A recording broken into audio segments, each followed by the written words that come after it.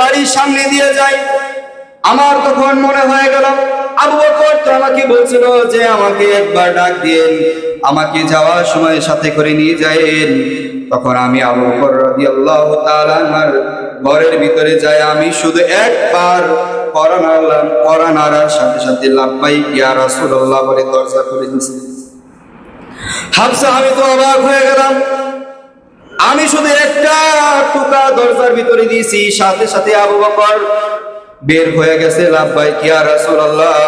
হাফসা শুধু আবু বকর বের হয়েছে তা না, আবু বকরের কাছে কাদের ভিতরে সফরের মাল সামানাও ছিল। আবু বকর পূর্ণ প্রস্তুতি নিয়ে বের হয়ে গেছে। সুবহানাল্লাহ।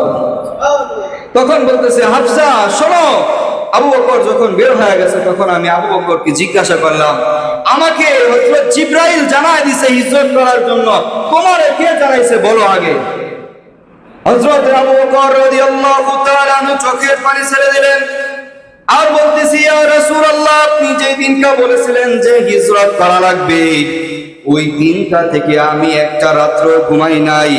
কখন জানি আপনি আমাকে আয়েশা ডাক দেন, আর আপনি ডাক দেওয়ার পরে যদি আমি দরজা না খুলতে পারি আপনি মনে ব্যথা পাইবেন। এই জন্য আমি একটা রাত্র ঘুমাই নাই। আমি সারা রাত্রগুলা প্রায় 93 রাত্র আমি দরজার কাছে বসে থাকতাম। হযরত রাসূলুল্লাহ সাল্লাল্লাহু আলাইহি ওয়াসাল্লাম বলেন, হাফসা শোনো, আমি তো একটা হিজরতের সওয়াব পাবো, কিন্তু আল্লাহ রাব্বুল আলামিন আবু বকরের আমলনামায় আল্লাহ রাব্বুল আলামিন 93টা হিজরতের সওয়াব আর আমলনামায় দেয়া দিয়েছে। সুবহানাল্লাহ।